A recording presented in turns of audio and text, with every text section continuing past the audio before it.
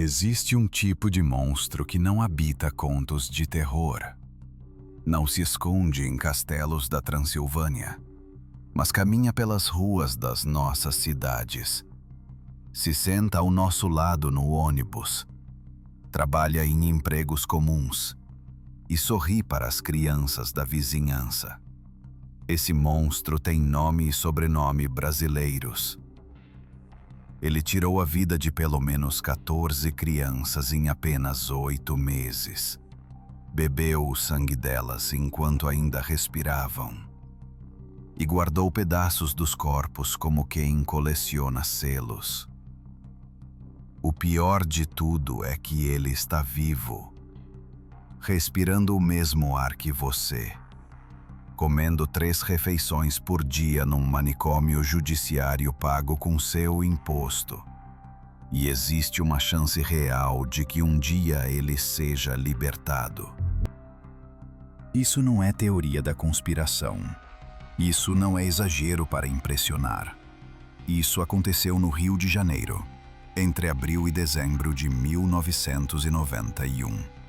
Enquanto você assistia ao Fantástico no domingo, enquanto seus filhos brincavam na rua, enquanto o Brasil tentava se recuperar do confisco da poupança do Collor. Um homem de 24 anos, negro, bonito, bem-falante, educado, atraía meninos pobres das favelas de Niterói com promessas de dinheiro fácil e videogame. O que acontecia depois era pior que qualquer filme de terror que você já viu. Você vai descobrir nesta história detalhes que a imprensa censurou na época, porque eram pesados demais para o horário nobre. Vai entender como o sistema judicial brasileiro permitiu que esse homem continuasse vivo e bem tratado por mais de 30 anos, enquanto as mães das vítimas envelheceram chorando. Vai ver documentos, depoimentos de investigadores que precisaram de terapia depois de interrogá-lo, e vai entender por que o apelido Vampiro de Niterói não é sensacionalismo barato, mas a descrição exata e literal do que ele fazia com as crianças. Como você acha que uma mãe consegue continuar vivendo depois que seu filho de 6 anos sai para vender balas no sinal e volta dentro de um saco preto do IML, violentado, esganado e com marcas de mordidas no pescoço e no peito? Escreva nos comentários se você conseguiria perdoar, esquecer ou seguir em frente, porque essas mães não conseguiram. Abril de 1991. Niterói fervia com 35 graus à sombra e o cheiro de maresia misturado com esgoto a céu aberto nas comunidades carentes ao redor da cidade. Marcelo Costa de Andrade acordava cedo todo dia, tomava banho frio no barraco de madeira onde morava sozinho, vestia uma roupa limpa e engomada e pegava o ônibus para o trabalho, como auxiliar de entregas numa distribuidora de bebidas. Ninguém desconfiava de nada. Ele era educado, respondia sim senhor e não senhor, ajudava os colegas mais velhos a carregar peso, não bebia, não fumava, não se metia em confusão. Mas dentro da cabeça dele funcionava um mecanismo que a ciência forense brasileira até hoje tenta entender. Marcelo não era apenas um assassino. Ele era um predador com um ritual específico, método calculado e fantasia sexual que envolvia sangue, morte e algo que os psiquiatras chamam de vampirismo clínico. Ele escolhia suas vítimas com critério. Meninos brancos, loiros, de pele clara, entre 6 e 13 anos, sempre pobres, sempre vulneráveis, sempre sozinhos. A primeira vítima se chamava Ivan, 6 anos de idade. Vendia balas e hortelã no semáforo da Avenida Amaral Peixoto, principal artéria de Niterói, bem no centro da cidade, onde milhares de carros passavam todo dia. Ivan acordava às 5 da manhã, pegava a sacola de balas que a mãe preparava e saía para ganhar uns trocados. A família tinha 5 filhos. O pai estava desempregado. A mãe lavava roupa para fora. Cada moeda que Ivan trazia para casa fazia diferença entre comer feijão com arroz ou só o arroz. Marcelo observou o menino durante 3 dias seguidos. Estudou os horários. Viu que Ivan ficava sozinho entre 12:00 e 2 da tarde, quando o movimento dos carros diminuía e o calor espantava os outros vendedores ambulantes para debaixo das sombras. No 4º dia, Marcelo desceu do ônibus justamente naquele ponto. Abordou Ivan com um sorriso largo, se abaixou na altura dos olhos do menino e disse que era devoto de São Jorge, que precisava de uma criança pura para acender velas num altar secreto, que pagaria 10.000 cruzeiros por 1 hora de ajuda. 10.000 cruzeiros em abril de 1991 equivalia a quase 1 semana de trabalho da mãe de Ivan lavando roupa. O menino viu naquele dinheiro a possibilidade de levar comida para casa, de fazer a mãe sorrir, de ser o herói da família por um dia. Ele aceitou. Guardou as balas que sobravam dentro da mochila surrada, pegou a mão de Marcelo e entrou no ônibus que seguia para São Gonçalo. Eles desceram perto do viaduto do Barreto, na divisa entre Niterói e São Gonçalo. Região de mangue, matagal denso e praias desertas onde ninguém ia porque a água era poluída e o cheiro de esgoto afastava até os moradores de rua. Marcelo disse que o altar de São Jorge ficava escondido ali, que era um lugar sagrado, que quanto mais escondido melhor, porque a energia do santo era poderosa demais para lugares abertos. Ivan acreditou. Seguiu Marcelo por uma trilha estreita que entrava no meio da vegetação. Quando chegaram num ponto onde não se via mais a estrada, onde o barulho dos carros sumia abafado pelas árvores, onde só se ouvia o canto dos pássaros e o zumbido dos mosquitos, Marcelo mudou. A expressão no rosto dele endureceu. O sorriso sumiu. Ele agarrou Ivan pelos ombros, jogou o menino no chão e arrancou a bermuda dele com violência. Ivan gritou. Marcelo tampou a boca da criança com uma das mãos e com a outra arrancou a própria roupa. O que aconteceu nos minutos seguintes está descrito no laudo pericial com linguagem técnica e fria que esconde a brutalidade real dos atos. Marcelo tentou penetrar o menino. Ivan resistiu, esperneou, arranhou, mordeu a mão que tapava sua boca. Marcelo perdeu a paciência. Pegou uma pedra do tamanho de um punho e bateu na cabeça de Ivan. 1 vez, 2 vezes, 3 vezes. O menino parou de resistir. Ficou mole. Os olhos viraram. A respiração ficou ofegante e irregular. Foi nesse momento que o vampirismo começou. Marcelo tirou a camisa de Ivan, rasgou o tecido em tiras e usou uma delas para estrangular o menino devagar, controlando a pressão, observando a vida escapar aos poucos. Quando Ivan estava quase morto, ainda com um fio de consciência, Marcelo mordeu o pescoço dele e sugou o sangue que jorrava. Não foi uma mordida simbólica. Foi uma mordida profunda, rasgando a pele, atingindo a veia, bebendo o sangue como quem mata a sede. Depois que Ivan morreu, Marcelo limpou a boca na grama, vestiu a roupa, arrastou o corpo para debaixo de uma moita densa e cobriu com galhos e folhas secas. Voltou para a estrada. Pegou o ônibus de volta para Niterói. Chegou em casa, tomou banho, jantou arroz com ovo e dormiu 8 horas seguidas sem pesadelos, sem remorso. sem nada. No dia seguinte, acordou cedo. Foi trabalhar na distribuidora de bebidas e ninguém percebeu absolutamente nada de diferente nele. O corpo de Ivan foi encontrado 4 dias depois por um catador de caranguejos que sentiu o cheiro da decomposição. A polícia foi acionada. O cadáver estava inchado, coberto de larvas, irreconhecível. A mãe de Ivan tinha registrado o desaparecimento do filho na delegacia. Mas casos de crianças pobres sumidas eram tão comuns naquela época que os policiais nem abriram investigação de verdade. Acharam que era mais um menino que tinha fugido de casa ou sido atropelado, e o corpo estava no IML sem identificação.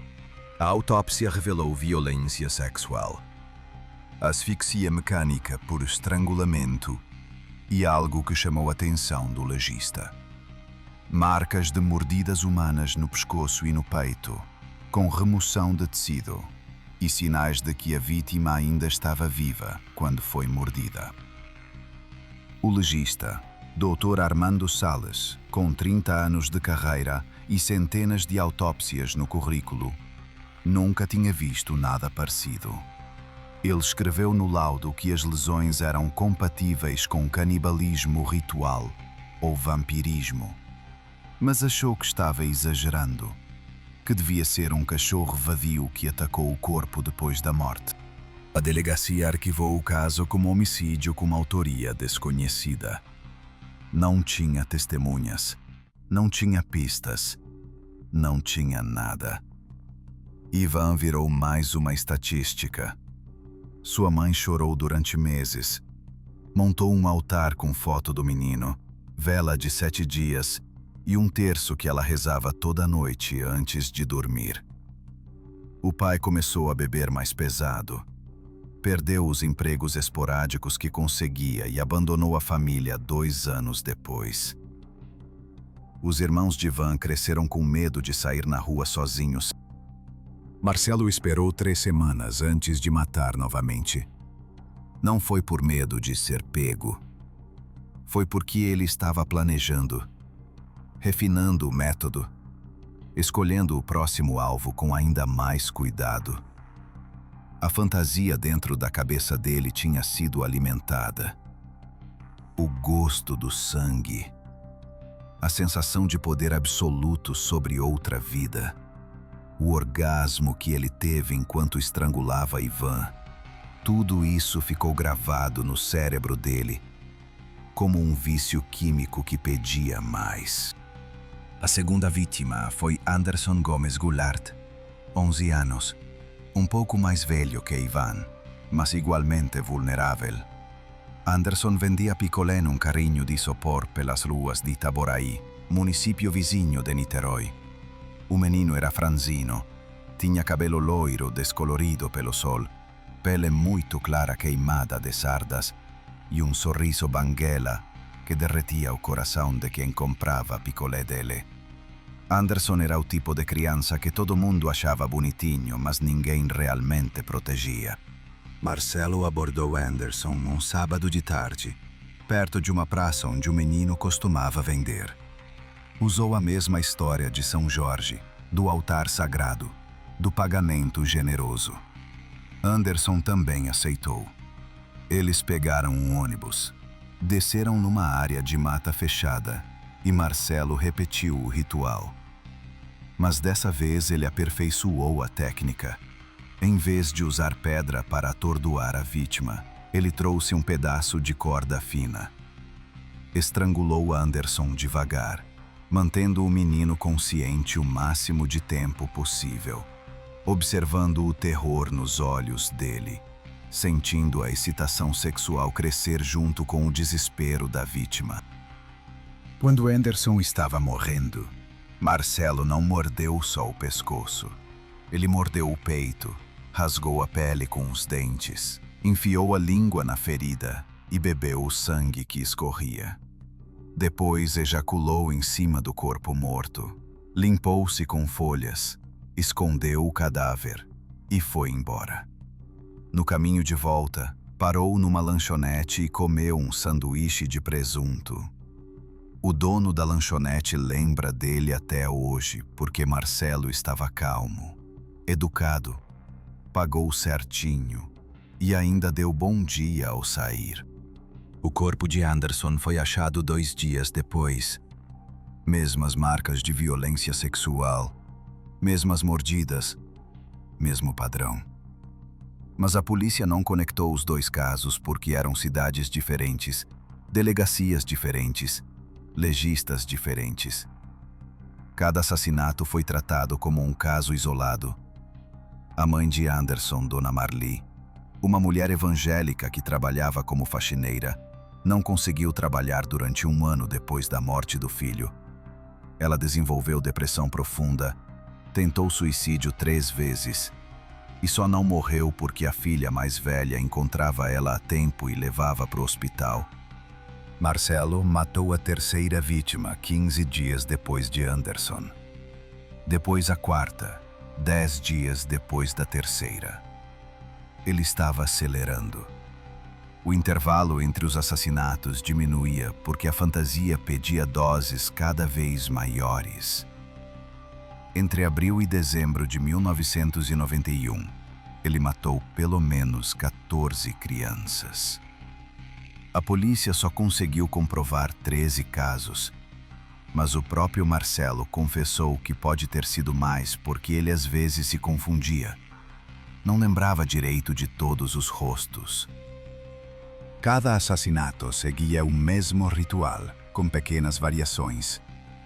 Marcelo abordava meninos pobres, sempre brancos ou de pele clara, sempre com cabelo loiro ou castanho claro, sempre entre 6 e 13 anos. Oferecia dinheiro, levava para lugares ermos, estuprava, estrangulava, bebia o sangue, escondia o corpo, voltava para casa.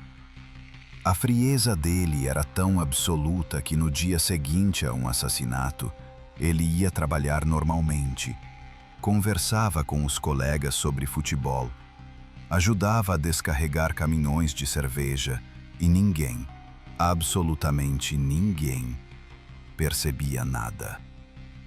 Mas Marcelo tinha uma peculiaridade que os investigadores só descobriram depois, quando montaram a linha do tempo completa dos crimes. Ele voltava ao local onde tinha escondido o corpo no dia seguinte. Levava comida, pão, refrigerante, às vezes um pedaço de bolo. Colocava ao lado do cadáver em decomposição e ficava ali conversando com o morto, contando sobre o dia dele, pedindo desculpas, dizendo que não queria matar, mas não conseguia evitar, que a vontade era mais forte que ele. Os psiquiatras que estudaram o caso anos depois identificaram isso como um tipo raro de transtorno dissociativo. Marcelo dividia a própria personalidade em 2. O Marcelo do dia, trabalhador, educado, cordial, e o Marcelo da noite, predador sexual, necrófilo, vampiro. O Marcelo do dia sentia culpa genuína pelas mortes. O Marcelo da noite sentia prazer absoluto ao matar. Eles coexistiam no mesmo corpo sem se anular. A polícia recebeu dezenas de denúncias sobre desaparecimentos de crianças ao longo daqueles 8 meses. Mas a conexão entre os casos só começou a ser feita em novembro, quando 3 corpos foram encontrados em locais diferentes num intervalo de 1 semana. As marcas de violência eram idênticas. As mordidas no pescoço e no peito eram a assinatura do assassino. O delegado Álvaro Lins, da delegacia de Niterói, percebeu que tinha um serial killer nas mãos. Álvaro Lins era um policial da velha guarda, 52 anos, bigode grosso, barriga de chope e 3 décadas de polícia civil nas costas. Ele tinha visto muita coisa: traficantes esquartejados, queima de arquivo, execução de rivais, crimes passionais brutais. Mas quando juntou os laudos das vítimas e viu o padrão repetido, sentiu um arrepio na espinha. Ele sabia que estava lidando com algo diferente, algo que fugia do script normal do crime urbano brasileiro. Lenz montou uma força-tarefa pequena, só 5 investigadores de confiança, porque sabia que se a imprensa descobrisse antes da prisão, ia ter pânico generalizado. Começaram a vasculhar as áreas onde os corpos foram encontrados, procurando testemunhas, conversando com moradores, pedindo para os donos de bar e mercearia ficarem atentos a qualquer movimentação estranha. A investigação avançava devagar, porque não tinha tecnologia. Não existia DNA, não existia câmara de segurança, não existia celular. Era um trabalho de formiga, batendo perna, conversando com gente, juntando migalhas de informação. A virada do caso aconteceu no dia 4 de dezembro de 1991. Marcelo abordou um menino de 10 anos chamado Altair Abreu da Silva, perto de uma banca de jornal em Niterói. Ofereceu dinheiro, usou a história do altar de São Jorge, convenceu o garoto a ir com ele. Pegaram o ônibus, desceram perto de um matagal, entraram na trilha. Mas quando Marcelo tentou agarrar Altair, o menino reagiu diferente das outras vítimas. Altair era pequeno, mas tinha um instinto de sobrevivência afiado. Ele tinha crescido numa comunidade onde violência era rotina. Tinha aprendido cedo a desconfiar de adultos, a correr rápido, a gritar alto. Quando Marcelo puxou ele, Altair deu uma cabeçada no queixo do homem, se soltou, correu de volta para a estrada e gritou pedindo socorro. Um caminhoneiro que passava na hora parou. Viu o menino desesperado. Viu Marcelo saindo da mata atrás dele e percebeu que tinha algo muito errado ali. O caminhoneiro, seu Valdir, 50 anos. Paraibano radicado no Rio há 30 anos, desceu do caminhão com uma chave de roda na mão e encarou Marcelo. Perguntou o que estava acontecendo. Marcelo tentou inventar uma desculpa. Disse que o menino tinha roubado a carteira dele, que estava só tentando recuperar. Mas Altair gritou que era mentira, que o homem tinha tentado fazer coisa ruim com ele, que tinha levado ele para o mato para machucar. Seu Valdir não era policial, não tinha treinamento, não sabia o que fazer. Mas ele tinha 3 filhos em casa e imaginou que podia ser um deles no lugar de Altair. Segurou Marcelo pelo braço, pediu para outro motorista chamar a polícia e ficou ali segurando o homem até a viatura chegar. Marcelo não reagiu. Ficou parado, quieto, o rosto sem expressão, os olhos vazios. Quando a polícia chegou, ele foi levado para a delegacia sem resistência. Na delegacia, Marcelo pediu para falar com o delegado Álvaro Lins. Disse que tinha informações importantes sobre os assassinatos de crianças que estavam sendo investigados. Lins achou que era um doido querendo aparecer, mas decidiu ouvir. Levou Marcelo para a sala de interrogatório, ligou o gravador e fez a primeira pergunta. Marcelo respirou fundo, olhou direto nos olhos do delegado e disse: "Eu matei todos eles." O que veio a seguir foi a confissão mais detalhada e perturbadora que a polícia brasileira já registrou até aquele momento. Marcelo falou durante 7 horas seguidas. Não pediu advogado, não pediu água, não pediu pausa. Ele contou cada assassinato com riqueza de detalhes que só quem viveu aquilo podia saber.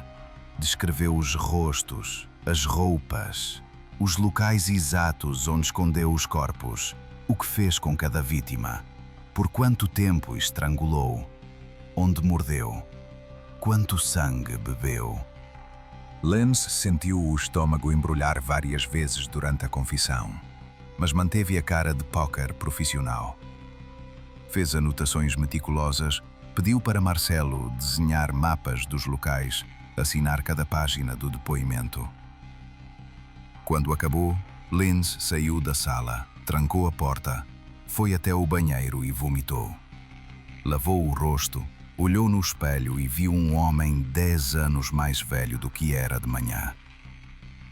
A notícia da prisão do vampiro de Niterói explodiu na imprensa brasileira como uma bomba atômica. Os jornais de dezembro de 1991 trouxeram manchetes gigantes. Serial killer confessa 13 mortes. Vampiro bebia sangue de crianças. Monstro de Niterói era auxiliar de entregas. A revista Veja dedicou 6 páginas à história. O Jornal Nacional abriu com a notícia durante 3 dias seguidos. O Brasil inteiro parou para entender como um homem educado, trabalhador, sem antecedentes criminais, tinha virado um assassino tão brutal. Marcelo foi submetido a exames psiquiátricos em dezembro de 1991. 3 psiquiatras diferentes o avaliaram. Todos chegaram à mesma conclusão. Ele sofria de transtorno de personalidade antissocial grave, psicopatia sexual, necrofilia e vampirismo clínico. Foi considerado inimputável, ou seja, incapaz de responder criminalmente pelos atos porque não tinha capacidade de discernir certo e errado no momento dos crimes. Em 1993, Marcelo foi enviado para o Hospital de Custódia e Tratamento Psiquiátrico Heitor Carrilho, no Rio de Janeiro. Ele deveria ficar internado até que os médicos atestassem que não oferecia mais perigo para a sociedade. Mas a legislação brasileira sobre inimputabilidade é confusa. Não existe prazo máximo de internação. Uma pessoa pode ficar décadas num manicômio judiciário ou pode ser liberada em poucos anos, dependendo da avaliação médica. Marcelo tentou fugir em 1997. Aproveitou um momento de descuido dos guardas durante um banho de sol no pátio do hospital. Pulou o muro e correu. Ficou foragido durante 12 dias. Foi recapturado em Guaraciaba do Norte, no Ceará, cidade onde tinha passado parte da infância com os avós. A polícia local o reconheceu por causa das fotos que circulavam nacionalmente e o levou de volta para o Rio. Em 2017, Marcelo estava internado no Hospital de Custódia e Tratamento Psiquiátrico Henrique Roxo, unidade diferente da primeira. Ele tinha 50 anos, cabelo grisalho, corpo envelhecido, mas a mente ainda afiada. Dava entrevistas ocasionais para pesquisadores de criminologia. Escrevia cartas para uma psicóloga que estudava serial killers brasileiros e mantinha contato esporádico com um irmão que nunca o abandonou completamente. As mães das vítimas formaram uma associação informal em 1992, logo depois do julgamento de Marcelo. Elas se reuniam toda a primeira sexta-feira do mês, numa igreja evangélica em Niterói, para orar, chorar juntas e fazer pressão para que Marcelo nunca fosse libertado. Dona Marli, mãe de Anderson, era a líder do grupo. Ela guardava recortes de jornal, cópias de laudos, fotos dos filhos mortos e levava tudo isso para reuniões com deputados, juízes, promotores, qualquer autoridade que aceitasse ouvir. Em fevereiro de 2023, o Conselho Nacional de Justiça emitiu a Resolução 487, determinando o fechamento gradual de todos os manicômios judiciários do Brasil até 2024. A medida fazia parte da chamada política antimanicomial, que defende o tratamento de pessoas com transtornos mentais em liberdade, com acompanhamento em CAPS e não mais em instituições fechadas. A resolução incluía até mesmo pessoas que cometeram crimes violentos, como Marcelo. A notícia da possível libertação de Marcelo Costa de Andrade gerou revolta nacional. As mães das vítimas foram à imprensa, choraram na frente das câmeras, imploraram para que ele não fosse solto. Especialistas em segurança pública alertaram que assassinos em série com perfil de Marcelo têm taxa de reincidência altíssima. Deputados tentaram barrar a resolução do CNJ, mas o processo estava em andamento. Hoje, em novembro de 2025, Marcelo Costa de Andrade tem 58 anos e continua internado no manicômio judiciário no Rio de Janeiro. Ele passa os dias lendo, assistindo televisão, fazendo terapia ocupacional e aguardando a decisão de uma junta médica que pode liberá-lo a qualquer momento. Se for libertado, ele pode ser acolhido pela família ou ser inserido num programa de saúde mental em regime aberto. Ninguém garante que ele não vai matar novamente. As 13 crianças mortas por Marcelo tinham nomes, Rostos, famílias, sonhos. Ivan queria ser jogador de futebol. Anderson queria ser motorista de ônibus. Outros queriam ser médico, policial, professor. Nenhum deles chegou aos 15 anos. Seus corpos estão enterrados em cemitérios públicos de Niterói e municípios vizinhos.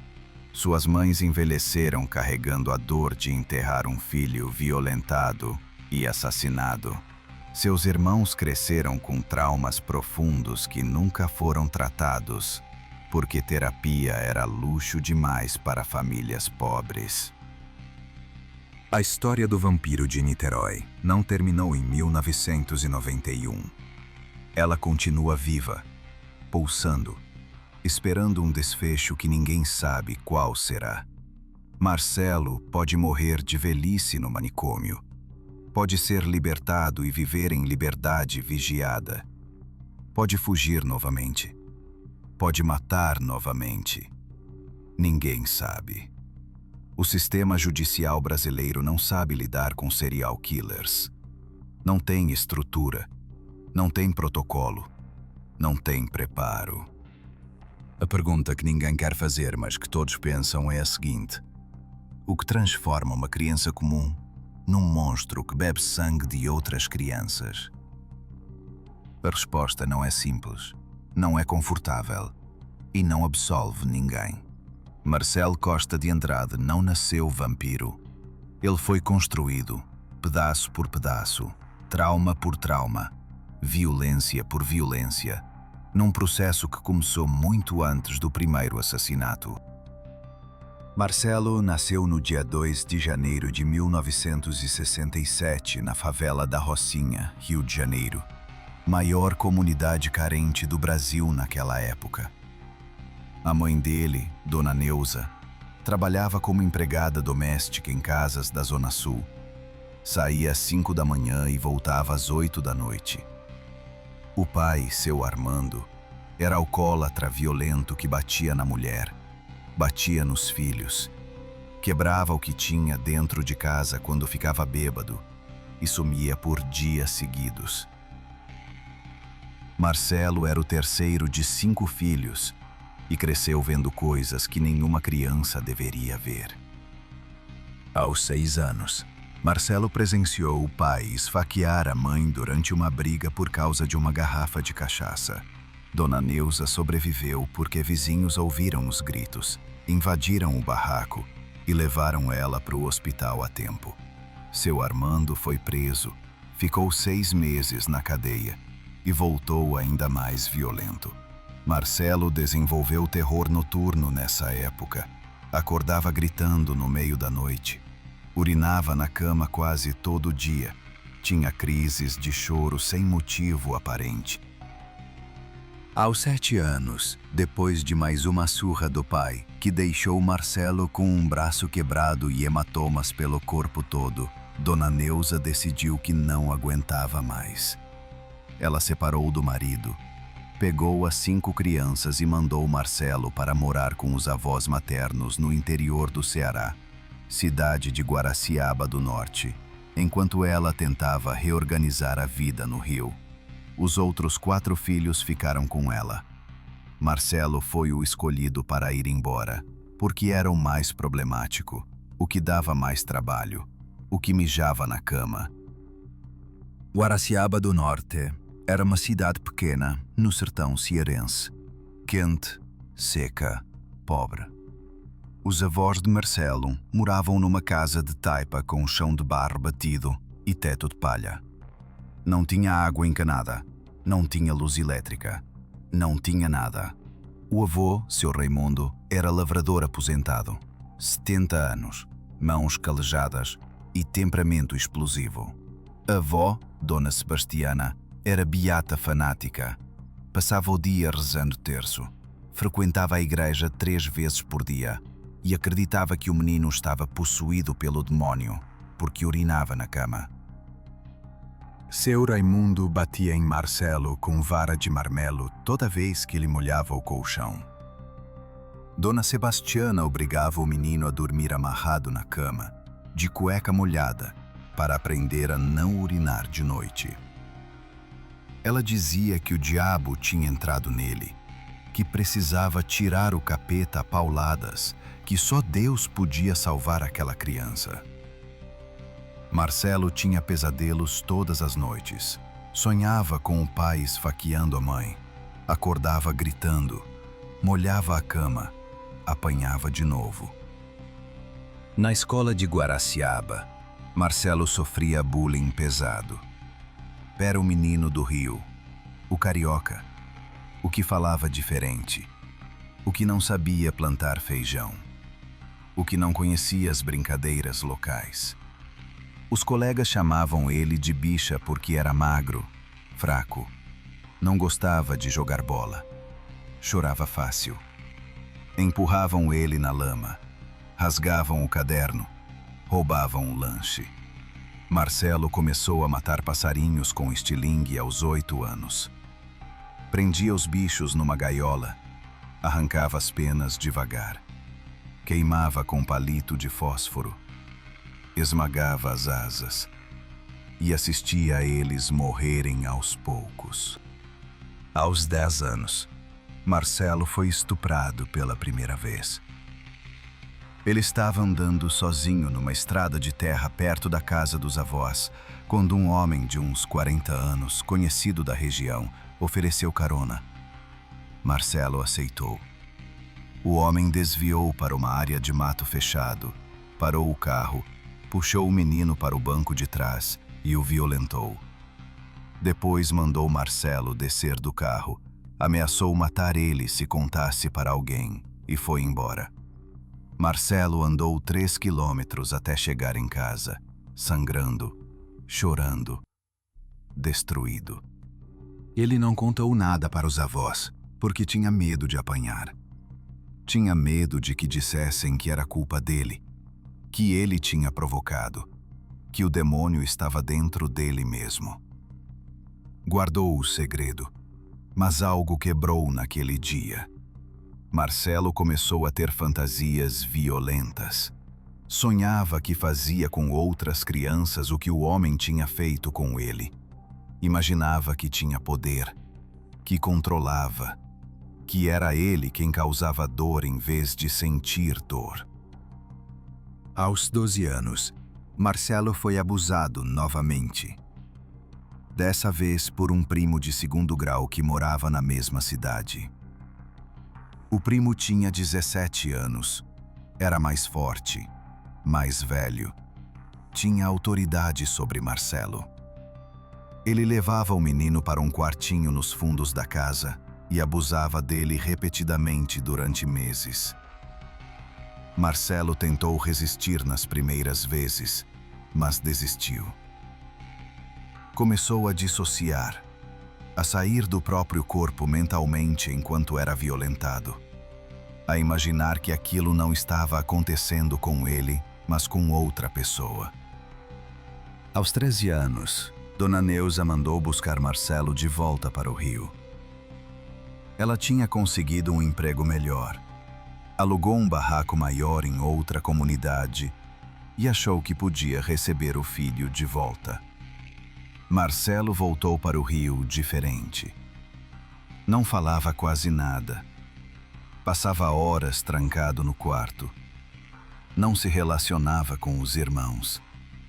Evitava contato físico com todo mundo. A mãe achou que ele estava só na fase difícil da adolescência.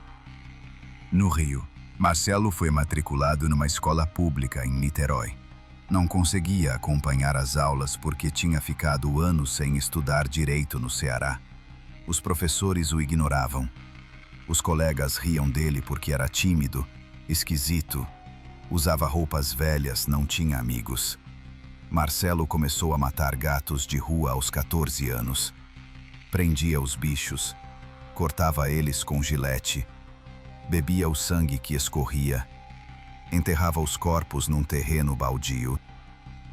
Aos 15 anos, Marcelo teve sua primeira experiência sexual com outra pessoa de forma consensual.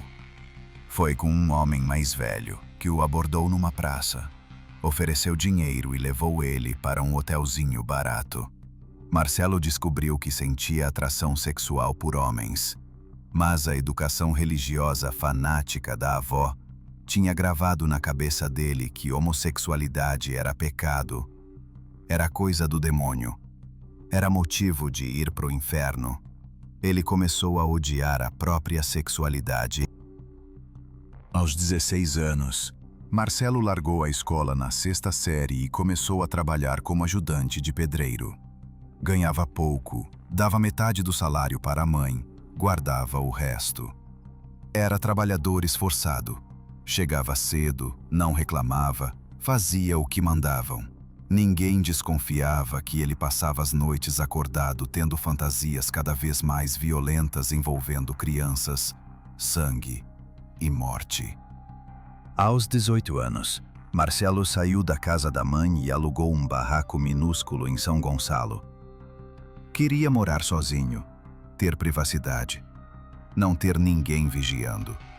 Foi nessa época que ele começou a seguir crianças pelas ruas, estudando elas de longe, anotando horários, trajetos, vulnerabilidades. Ainda não tinha coragem de agir, mas o planejamento já estava funcionando dentro da cabeça dele. Aos 20 anos, Marcelo conseguiu um emprego fixo como auxiliar de entregas numa distribuidora de bebidas. O salário era melhor, o patrão era justo, os colegas eram legais. Marcelo finalmente tinha uma rotina estável, pagava as contas em dia, comprava roupa nova, parecia uma pessoa normal. Mas dentro dele crescia uma compulsão que ele não conseguia controlar. A vontade de matar, de beber sangue, de sentir poder absoluto sobre outra vida. Aos 23 anos, Marcelo começou a frequentar cultos de Umbanda e Candomblé. Ele buscava explicações espirituais para os impulsos que sentia. Um pai de santo disse que ele estava com um encosto pesado, que precisava fazer trabalho de limpeza, que tinha espíritos ruins grudados nele. Marcelo fez os trabalhos, oferendou às entidades, acendeu as velas, mas nada mudava. A compulsão só crescia. Foi aos 24 anos, em abril de 1991, que Marcelo finalmente cedeu ao impulso. A primeira vítima, o menino Ivan, de 6 anos, foi o ponto sem volta. Depois que Marcelo bebeu sangue pela primeira vez, sentiu um prazer tão intenso, tão avassalador, tão completo, que soube que nunca mais conseguiria parar. Era como uma droga, mas 1000 vezes mais forte. Ele tinha virado o predador, não era mais a vítima. Era quem controlava. Era quem tinha poder. Era quem decidia quem vivia e quem morria. Os psiquiatras que avaliaram Marcelo depois da prisão identificaram que ele sofria de transtorno de personalidade antissocial grave, psicopatia sexual, síndrome de estresse pós-traumático complexo e vampirismo clínico. Vampirismo clínico não é um termo oficial do Manual Diagnóstico Psiquiátrico, mas é usado para descrever pessoas que sentem compulsão real por beber sangue humano. Não como fantasia simbólica, mas como necessidade física e psicológica. O Dr. Elias Abdala Filho, psiquiatra forense que examinou Marcelo em 1992, disse em entrevista anos depois que nunca tinha visto um caso tão complexo e perturbador. Marcelo não era simplesmente um psicopata frio e calculista. Ele tinha camadas de trauma, dissociação, culpa, prazer e compulsão entrelaçadas de forma que a ciência ainda não consegue explicar completamente. Abdala Filho disse que Marcelo chorou durante as sessões de avaliação, demonstrou remorso genuíno, mas ao mesmo tempo descreveu os assassinatos com prazer evidente na voz. Durante o julgamento em 1993, a defesa de Marcelo argumentou inimputabilidade baseada em doença mental grave. A acusação argumentou que ele era plenamente capaz de entender o que estava fazendo, que planejava os crimes, escolhia as vítimas com cuidado, escondia os corpos, ou seja, demonstrava consciência plena dos atos. O juiz decidiu pela inimputabilidade, seguindo a recomendação dos peritos psiquiatras. Marcelo foi enviado para o Hospital de Custódia e Tratamento Psiquiátrico Heitor Carrilho, no Rio de Janeiro. A unidade era antiga, superlotada, com estrutura precária. Ele dividia a ala com outros criminosos considerados inimputáveis.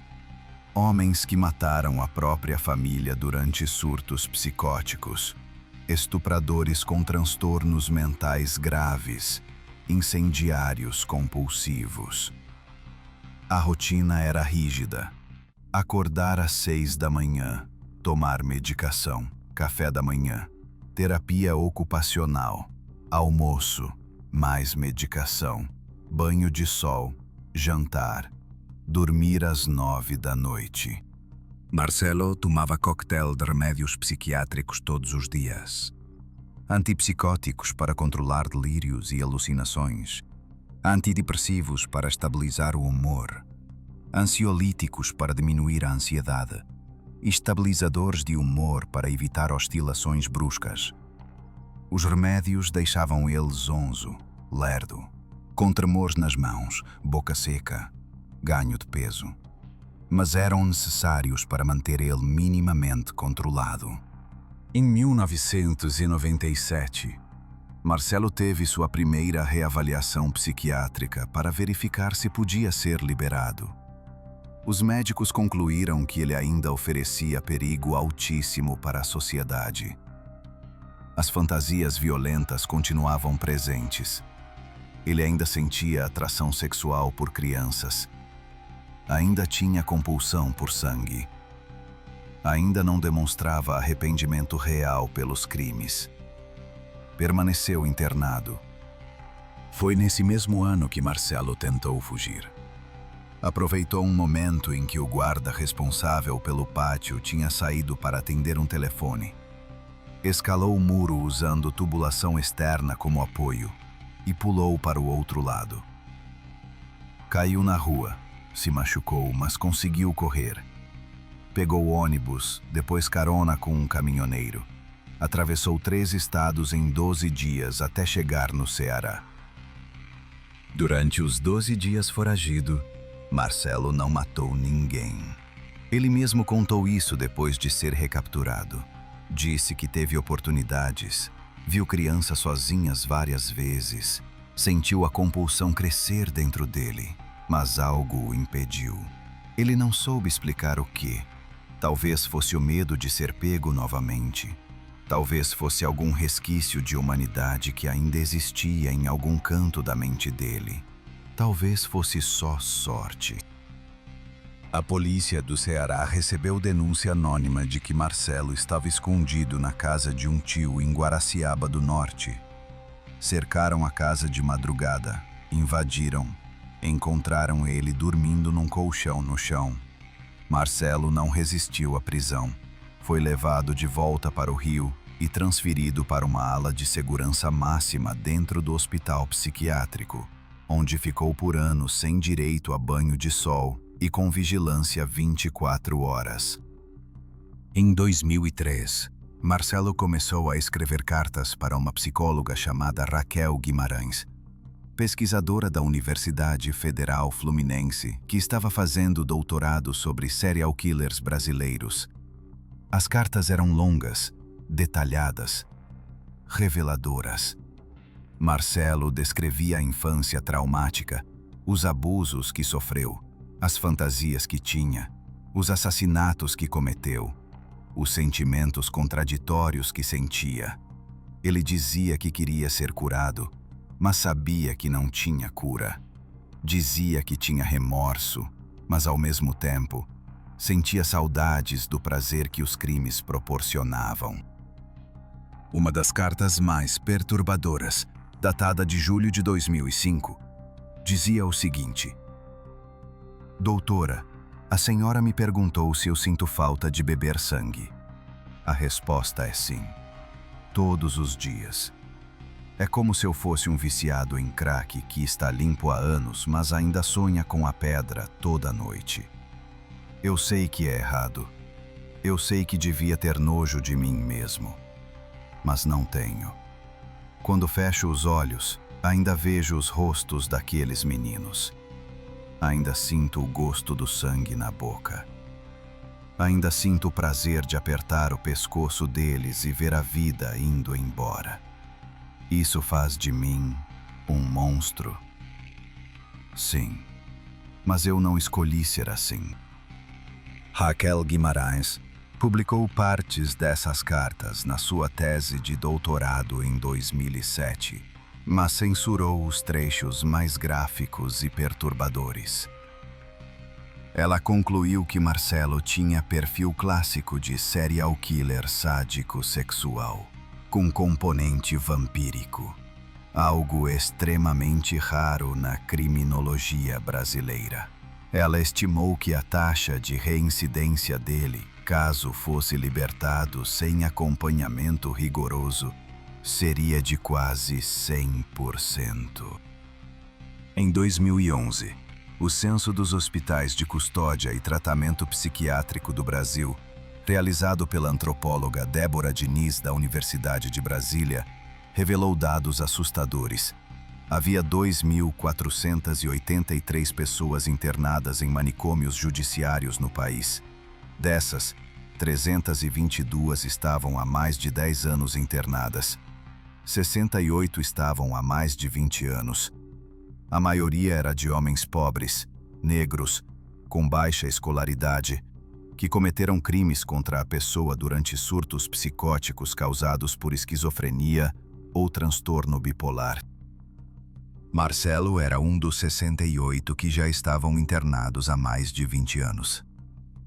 Ele tinha 44 anos naquela época, cabelo começando a ficar grisalho, corpo envelhecido pelos remédios e pela vida sedentária do manicômio. Não recebia visitas há anos. A mãe tinha morrido em 2009 de câncer de mama. Os irmãos tinham cortado contato com ele completamente. Ele estava sozinho no mundo. Em 2015, o Conselho Nacional de Justiça começou a discutir a Resolução 487, que determinaria o fechamento gradual dos manicômios judiciários e a transferência dos internos para Centros de Atenção Psicossocial, os CAPs, onde receberiam tratamento em regime ambulatorial. A proposta gerou debate acalorado entre especialistas em saúde mental, que defendiam a deshospitalização como avanço humanitário, e especialistas em segurança pública, que alertavam sobre o risco de liberar criminosos perigosos sem estrutura adequada de acompanhamento. O psicólogo Lúcio Costa, representante do Mecanismo Nacional de Prevenção e Combate à Tortura, argumentava que os manicômios judiciários eram instituições falidas, medievais, que violavam direitos humanos básicos ao manter pessoas trancadas por décadas em condições desumanas. Ele citava casos de internos que nunca deveriam estar ali. Pessoas que cometeram crimes leves durante crises, mas que ficaram presas perpetuamente porque ninguém revisava os casos. Do outro lado, o delegado aposentado Álvaro Lins, que prendeu Marcelo em 1991, dizia que fechar os manicômios sem ter estrutura de acompanhamento rigoroso era loucura. Ele citava o caso de Marcelo especificamente, argumentando que um serial killer com perfil vampírico não pode ser tratado num CAPS comum, com consultas quinzenais e medicação oral que ele pode simplesmente decidir não tomar. Em fevereiro de 2023, a Resolução 487 foi finalmente aprovada pelo CNJ. Os manicômios judiciários deveriam ser fechados gradualmente até 2024, e todos os internos deveriam ser reavaliados para verificar se podiam ser transferidos para CAPS ou liberados com acompanhamento. Marcelo estava na lista de reavaliação. A notícia chegou até as mães das vítimas através de uma reportagem no Jornal Nacional. Dona Marli, mãe do menino Anderson assassinado em 1991, sentiu o chão sumir debaixo dos pés. Ela tinha 62 anos naquela altura, trabalhava como faxineira num hospital, criava sozinha a neta de 10 anos porque a filha tinha virado usuária de crack. Dona Marli mal conseguia pagar as contas todo mês, mas usou parte do salário para contratar um advogado e tentar impedir a liberação de Marcelo. O advogado, Dr. Sebastião Alves, aceitou o caso pro bono, ou seja, sem cobrar honorários. Ele entrou com pedido no Tribunal de Justiça do Rio de Janeiro, solicitando que Marcelo fosse mantido internado indefinidamente, porque oferecia risco iminente à sociedade. Juntou laudos psiquiátricos antigos, trechos das cartas que Marcelo escreveu admitindo que ainda sentia compulsão, depoimentos de especialistas em criminologia. O pedido foi aceito para análise. Enquanto isso, Marcelo continuava internado no Hospital de Custódia e Tratamento Psiquiátrico Henrique Roxo, unidade para onde foi transferido em 2018. Ele dividia cela com outros 3 internos, todos condenados por crimes violentos. A rotina continuava a mesma: remédios, comida ruim, terapia ocupacional, onde faziam vassouras de piaçava e tapetes de crochê, banho de sol de 1 hora por dia, televisão à noite, mostrando novelas e programas de auditório. Marcelo tinha desenvolvido diabetes tipo 2 por causa dos remédios psiquiátricos e da alimentação rica em carboidratos simples que o hospital oferecia. Tomava insulina todo o dia. Tinha pressão alta também, controlada com medicação. Usava óculos porque a visão tinha piorado. Estava velho, gordo, doente, lento. Parecia inofensivo. Mas os médicos sabiam que aparências enganam. Em setembro de 2024, Marcelo passou por nova avaliação psiquiátrica, a mais completa desde a prisão. Uma junta de 3 psiquiatras o examinou durante 5 sessões de 2 horas cada.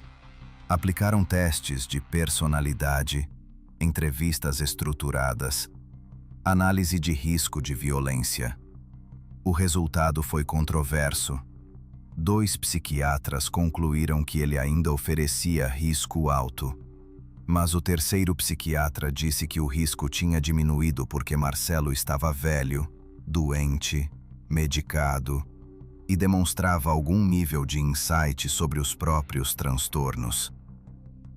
A divergência entre os psiquiatras gerou impasse. A legislação brasileira não estabelece critério claro sobre o que fazer quando laudos se contradizem. O juiz responsável pelo caso, Dr. Fernando Magalhães da Vara de Execuções Penais, pediu uma quarta opinião de um especialista independente. O escolhido foi o Dr. Guido Palomba, psiquiatra forense respeitado, autor de livros sobre criminologia, com 40 anos de experiência avaliando criminosos. Palomba examinou Marcelo em novembro de 2024. Depois de 3 sessões, emitiu o laudo demolidor. O periciando apresenta transtornos de personalidade graves e irreversíveis, com histórico de crimes sexuais sádicos contra crianças, vampirismo clínico e ausência de empatia genuína. Embora demonstre algum insight intelectual sobre seus atos, não manifesta arrependimento emocional real. As fantasias violentas persistem, conforme ele mesmo admitiu durante as entrevistas. Caso seja liberado, mesmo com acompanhamento ambulatorial, a probabilidade de reincidência é extremamente elevada. Recomendo permanência em ambiente hospitalar de segurança máxima por tempo indeterminado. O laudo de Palomba foi juntado ao processo em dezembro de 2024. O juiz Fernando Magalhães decidiu manter Marcelo internado, ao menos temporariamente, até que a questão dos manicômios judiciários fosse resolvida em nível nacional.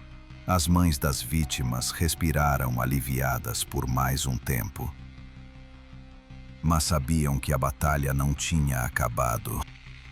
Em março de 2025, a Defensoria Pública do Rio de Janeiro entrou com habeas corpus coletivo em favor de todos os internos de manicômios judiciários do Estado, que estavam há mais de 10 anos internados. O argumento era que internação por tempo indeterminado equivale à prisão perpétua, proibida pela Constituição brasileira. Marcelo estava incluído no habeas corpus coletivo. O caso subiu para o Tribunal de Justiça do Rio de Janeiro. 5 desembargadores analisaram o pedido. 3 votaram a favor da manutenção da internação de criminosos com alto risco de reincidência, incluindo Marcelo. 2 votaram pela liberação progressiva de todos, argumentando que tratamento em liberdade é mais eficaz que internação perpétua. A internação foi mantida por maioria de votos, mas a decisão não foi unânime, o que significa que o caso pode subir para instâncias superiores. Hoje, em novembro de 2025, Marcelo Costa de Andrade tem 58 anos. Ele acorda às 6 da manhã todos os dias no Hospital de Custódia e Tratamento Psiquiátrico Henrique Roxo. Toma 7 comprimidos diferentes durante o café da manhã. Assiste televisão. Faz vassouras de piaçava na oficina de terapia ocupacional. Almoça arroz com feijão e alguma carne duvidosa. Toma insulina. Dorme 1 hora depois do almoço. Toma mais 4 comprimidos no meio da tarde. Tem 1 hora de banho de sol no pátio cercado por muros de 4 metros. Janta às 6 da tarde. Assiste mais televisão e vai dormir às 9 da noite. Ele não recebe visitas há 16 anos. Não tem amigos. Não tem família. Não tem perspectiva de futuro fora daqueles muros. Mas também não demonstra desespero. Ele aceitou que vai morrer ali dentro, seja daqui a 5 anos, 10 anos ou 20 anos. Talvez seja o melhor desfecho possível. Porque se Marcelo um dia for libertado, nem ele mesmo sabe se vai conseguir controlar os impulsos que carrega dentro dele desde que tinha 6 anos e viu o pai esfaquear a mãe. As 13 crianças assassinadas por Marcelo entre abril e dezembro de 1991 Estariam com 40 e poucos anos hoje se tivessem sobrevivido. Poderiam ter se formado, arrumado emprego, casado, tido filhos, construído uma vida. Mas não tiveram essa chance. Suas vidas foram interrompidas brutalmente por um homem que também foi vítima antes de virar algoz, mas que escolheu passar adiante o ciclo de violência em vez de quebrá-lo. Dona Marley, mãe do menino Anderson, hoje com 64 anos, ainda acorda todos os dias às 5 da manhã para trabalhar como faxineira. Ela criou a neta sozinha depois que a filha morreu de overdose em 2022. A menina tem 13 anos agora, a mesma idade que Anderson teria quando foi morto. Dona Marley vive com medo de que algo aconteça com a neta. Não deixa ela andar sozinha na rua. Acompanha até a escola. Busca depois da aula. Não confia em ninguém. O delegado Álvaro Lins, que prendeu Marcelo em 1991, está aposentado há 12 anos. Ele mora numa casa simples em Niterói, perto da praia. Passa os dias pescando e cuidando dos netos. Mas até hoje tem pesadelos ocasionais com a confissão de Marcelo. A voz calma dele descrevendo como estrangulava as crianças, como bebia o sangue, como voltava no dia seguinte para conversar com os corpos mortos. Lins diz que em 30 anos de polícia, prendeu centenas de bandidos, mas nenhum o marcou tanto quanto o vampiro de Niterói. A doutora Raquel Guimarães, a psicóloga que trocou cartas com Marcelo durante anos, hoje é professora titular da Universidade Federal Fluminense e especialista reconhecida nacionalmente em psicologia forense. Ela publicou 3 livros sobre serial killers brasileiros, incluindo um capítulo inteiro dedicado ao caso de Marcelo. Ela argumenta que a sociedade brasileira precisa entender que não existe solução fácil para pessoas como Marcelo. Mantê-los presos perpetuamente viola direitos humanos, mas libertá-los sem estrutura adequada coloca vidas em risco. O sistema judicial brasileiro não está preparado para lidar com serial killers. A legislação foi escrita pensando em crimes comuns: roubos, homicídios passionais, tráfico de drogas. Não foi pensada para pessoas como Marcelo, que matam compulsivamente, que têm prazer em matar, que não podem ser reabilitados com os métodos tradicionais. Outros países desenvolveram protocolos específicos. Prisões de segurança máxima psiquiátrica na Alemanha, hospitais forenses na Inglaterra, programas de monitoramento perpétuo nos Estados Unidos. O Brasil não tem nada disso. Marcelo provavelmente vai morrer dentro do manicômio judiciário. Ele tem diabetes, pressão alta, está acima do peso, toma remédios que causam danos cardíacos e hepáticos a longo prazo. Os médicos estimam que ele não vai viver além dos 70 anos. Talvez nem chegue lá. Quando morrer, vai ser enterrado no cemitério do Caju, área de indigentes. Cova rasa, sem lápide. Ninguém vai chorar. Ninguém vai sentir falta. Ninguém vai se lembrar dele daqui a 20 anos, exceto as famílias das vítimas, que vão carregar a dor pro resto da vida. A história do vampiro de Niterói levanta questões que a sociedade brasileira prefere não discutir. É possível um monstro deixar de ser monstro? É possível perdoar o imperdoável? É possível conciliar justiça com direitos humanos quando o criminoso não é humano no sentido moral da palavra? É possível proteger a sociedade sem violar garantias constitucionais? Ninguém tem respostas definitivas. Cada caso é único. Cada monstro foi construído de forma diferente. Cada vítima deixou um vazio que nunca vai ser preenchido. O que resta é a memória. A memória das 13 crianças mortas. A memória das mães que enterraram os filhos violentados. A memória dos investigadores que ouviram confissões perturbadoras. A memória de uma sociedade que produziu tanto o monstro quanto as vítimas e que agora não sabe o que fazer com as consequências. Marcelo Costa de Andrade não nasceu vampiro. Ele foi feito vampiro. E enquanto continuarmos produzindo crianças traumatizadas, abusadas, negligenciadas e espancadas, vamos continuar produzindo monstros. A diferença é que a maioria dos monstros não chega a matar. Eles só perpetuam o ciclo de violência de formas menos óbvias, mas igualmente destrutivas. O Brasil tem milhões de Marcelos em potencial crescendo agora mesmo em favelas, barracos, casas onde pais batem, onde mães abandonam, onde tios abusam, onde avós espancam em nome de Deus. A maioria deles não vai virar serial killer. A maioria vai se tornar adultos funcionais, carregando traumas silenciosos.